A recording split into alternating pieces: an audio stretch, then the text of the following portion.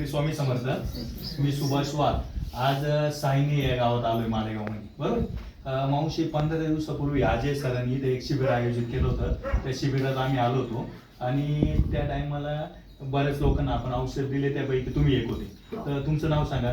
सुरेखा जगन सावंत. वय किती आहे? 40. 40-45 वय, बरोबर. नेमकं तुम्हाला प्रॉब्लेम काय होता? माझे गुडघे दुखत होते, हा हात दुखत होता, पूर्ण सूज जायचा प्रॉब्लेम सांगितला होता. मला बांगडी घालता यायची नाही. हातात बांगडी घालू शकत नव्हते? नाही, बांगडीच घालायची नाही. 5-6 वर्षापासून. 6 वर्षापासून हा, बांगडी. 6 आजार 5-6 वर्ष जुना आहे. हा. काय काय तकलीफ व्हायची?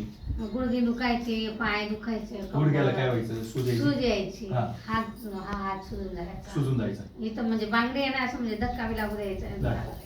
धक्का नव्हता. काय काय तकलीफ? खूप तकलीफ व्हायची? खूप त्रास व्हायचा. हात पाय म्हणजे असं उभंच राहायचं नाही. रडकुंड यायचं जीव? रडकुंड रडून द्यायचे काय नाही. रडायचं? आणि पाठ दुखायची, अशी चमक निघायची पाठात. पाठ बी खूप खूप दुखायची. दुखायची. काम करायची इच्छा होती? काम करायची इच्छा व्हायची नाही. धुणं धुता येत होतं का? धुणं धुवत होती बरं, वाटपणे पोचता यायचं नाही, कोणाची राव नाही करायची नाही, पोचले बाई. म्हणजे धुणं बी धुता येत हा. नव्हतं? पिळता येतच नव्हतं? पिळता यायचं नाही धुणं. धुणं पिळता येत हातच सुजून गेला होता हा, ना. मग त्यानं ते- अशी चंपा यायची ना, अशी धरता यायची नाही, खाल पडून जायची. ओके. हातात धरता यायची. हा, भरपूर तकलीफ व्हायची. हो, खूप त्रास व्हायचा. आणि कमरेला प्रॉब्लेम? कंबर बी सुजायचं माझं. उठाय बसायला तकलीफ व्हायची? मग उठायला हात चुकून उठायचं. तंगडी लांबून स्वयंपाक करायची, तंगडी लांबून धुणं धुवायची. म्हणजे असं लांब मांडी पाय? वाळायचं कामच नव्हतं मला. मांडी घालता येत नव्हती? आता घालता येतं. लांब पाय करायचे हा, आणि उठता बसता येत नव्हतं? मोठा मस्त यायचं. मांडी बी घालता येत नव्हती? मांडी एकदा घालून दाखव, उठून बसून दाखव बरं. पूर्वी मावशीला मांडी घालता येत नव्हती, उठता बसता येत नव्हतं, अशी मांडी वाळता यायची नाही मला. पाय असं लांब करून बसायचे, अशी तंगडीला वाळून स्वयंपाक करायची. नाही तर करता येत करता नव्हतं. येत. आता मांडी घालून हा. बसते. हा. उठता बी येत नव्हतं पहिलं. हा. बस. मावशीला मांडी घालता येत नव्हती 5 वर्षापासून. धुणं बी पाय लांब करून धुवायच्या.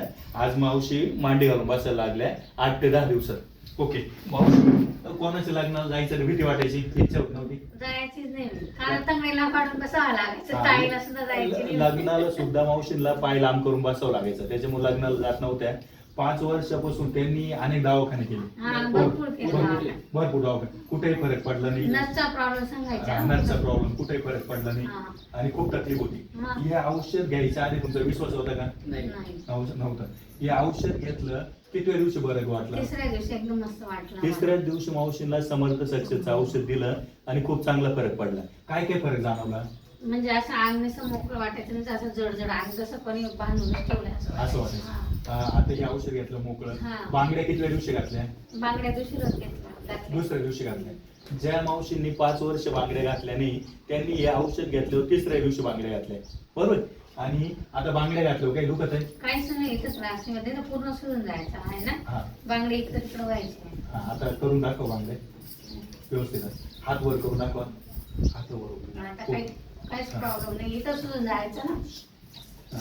इथं सूज यायची ना, हा. मग असं कडकड जायचं. काही खूप त्रास व्हायचा. बरोबर.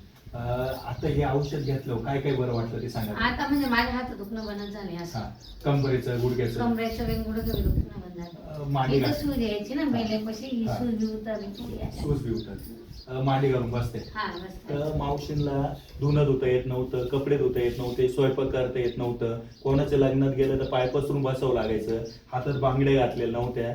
त्या मावशीने आपलं सक्सेस आर्थोचं औषध घेतलं, तिसऱ्या दिवशी बांगड्या घातल्या, मांडी घालून किती दिवशी बसल्या? तिसऱ्या दिवशी. तिसऱ्या दिवशी मांडी घालून बसल्या. स्वयंपाक आता मांडी घालून करता येतो. हा.